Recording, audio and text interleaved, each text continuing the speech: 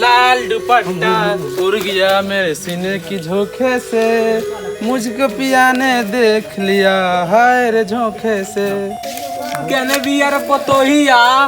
सुनी ना नहीं खेलो कत पतोहिया केने बैल भी आई अगड़िया देखबू जंगलवा में बिया ना जी पतोहिया तो नहीं खेलो को तो हैरान कर देती हो, रोज भाग जाती है। कहाँ कहाँ चलती है पतोहिया समझे नहीं के आवो केने बिया हो चल उतन के बाहरवा देखल जाओ। चली ना गोर से तो चलल नहीं खे जाई जा केने बैल भी पतोहिया थाया नहीं खेलो को ए देखो तनी दादा रील बनावती है। आई दादा रे ई तो इज्जत हमनी के माटी में मिला दी, कैसन पोतो मिलल बिया मारी 3-4 फांटा एकरा के। अरे सुखड़िया लगा फूल लगाई बुई ना मानी।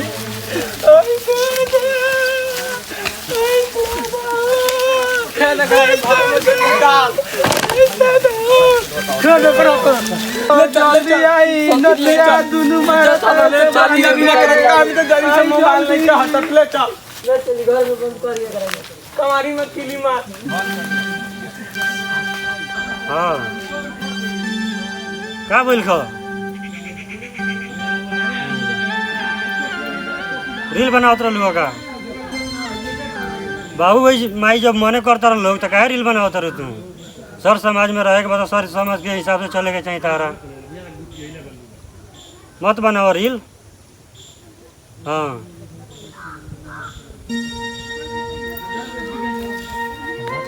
हम बात करता नहीं बाबू माई से बतियाता नहीं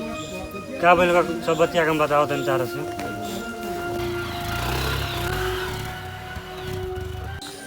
हेलो जिलेबिया के माई के काय खातिर मरल अलग रील बनावती या खाली अपने काम में लागल रहती या घर के एको काम धंधा नहीं के करत। सुनी ना ये बातवा कह दी टिकटॉक पर वीडियो बनावती या टाकटुक पर वीडियो बनावती या हमनी के तो था नहीं के ओकरा जथी मन करता जथी करती या बबुआ सुखाड़ी उ दिन भर टिकटॉक में लागल रहती है हमनी के था नहीं के कि का ह हमनी के नहीं के लौकत। अब पूछला पर कहती या कि रील बनावतानी हमनी के नहीं के था उ रील का होला, दिन भर अपने काम में लागल रहती है। समझा के ओकरा के हार गई मानती या कितना बेर ओकरा के हम कहनी कि रील तिल मत बनइए उ साफ समझत हले नहीं के। अब देखा लगन किया करत ये जगह ओकर सपना ओकर करे दलगन छोड़ दलगन सब ओकरा ढील दलगन तनी हमनी तो सुखाड़ी बबुआ बूढ़ा गई निसन हमनी के का था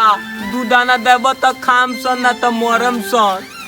तुहे जान तर का करब हमनी नहीं की सन। ए चाचा ए का भइल बा देखा 3-4 दिन से तनी के घर में कुछ लफड़ा चल रहल बा का।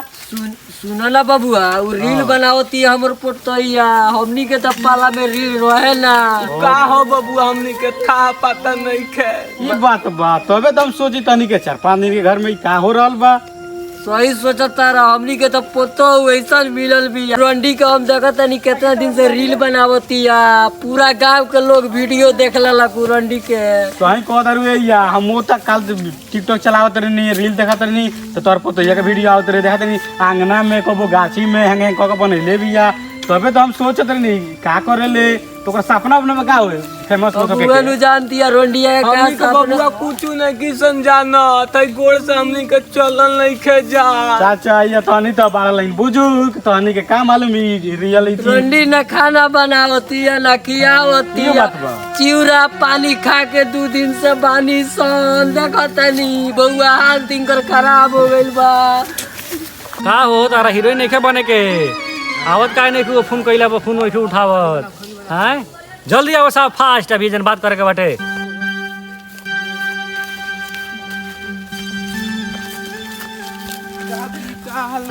ठीक बा हो रील बनी हां तू एनु कहत लो सिंगर उंगर बने केंगा केंगा फरमाइश का बाटे चले के बकिना फेमस होके के बा हां फेमस होके के घर के लोग राजी हो गेल बा राजी बाटे।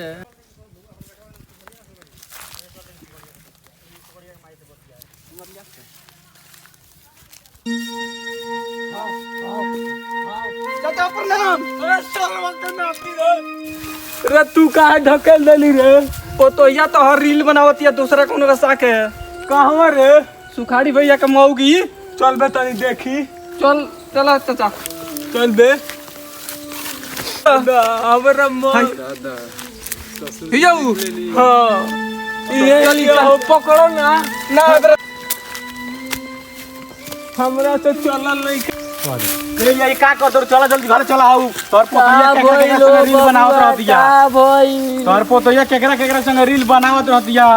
सुखड़िया से को तो देले बा रील बनावे के अब काम के मंजूर बा भल देखला कटे गादर रास्ता में तोर बुढ़ऊ गेले भी ले गेले देखैले बाटे चलो जल्दी घरे बुढ़ऊ देखना है हां चला घरे गइल बालो चलो टिकटॉक स्टार एगो अपने संगे वीडियो बनावे के बा टिकटॉक के बना ली। हां बन जाई जी आई ना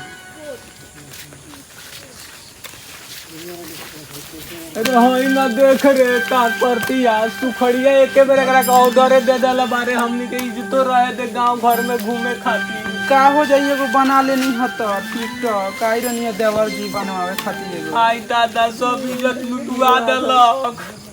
अब का रह गइल रे तो मांग के खातानी सोनी अब बुझाता मांगहू ना दी गांव में का हो चाची कहां गइलु का हो चाचा देखा तार पोतैया घर में रील बनावतिया के मालूम नहीं सारा गांव में मजाक बना देला बड़ा सन का हो हीरोइन बने कहत रहलू टाइम आ गेल बाटे जनवा सिंगर के बहुत ज़्यादा जरूरी बा का लेडीज सिंगर यहाँ बहुत जल्दी जरूरी बा यहाँ तोहरा आवे के पड़ी ठीक बा जल्दी बात करके बतावा हमरा से तो हाँ सिंगर साहब हम बात करके जिलेबिया के पापा से कहत रही हाँ सिंगर साहब फोन कैले रही हाँ आवे के बाकी ना मुंबई। हेलो मुंबई जाते रहो सिंगर बने जैबू तो हमरा के ना न भूलैबू आय ठीक बताओ तो हमरा के घर तो जाइए साइड पर बानी अभी काम करता नहीं आवता नहीं नू चाँच के तो हम ना तो जाइए तू ठीक बा।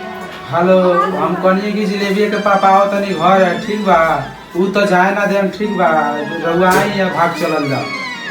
ल ठीक बा त हम आवता नहीं ठीक बा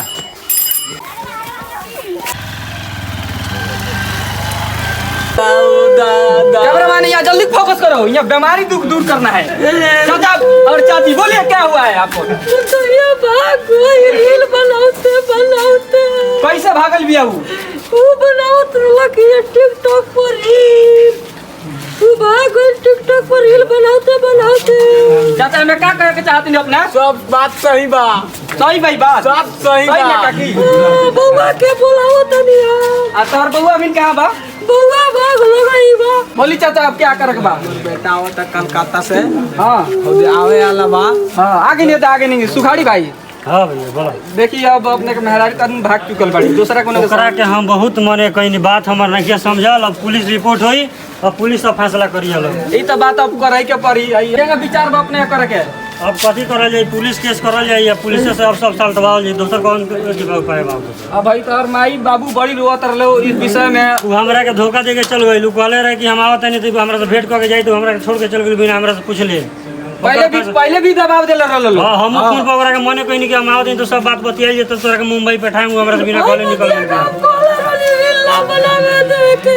काकी सही बात कहले रही जे ना बनाओ के रील वीडियो सही बात कहले चाचा तू जानत रहा हां जानत नहीं बबुआ तो तोरे चलते भइल बा भइस चलई बा खाली अब तो दूसरा कोनो संग भाग जाई चाचा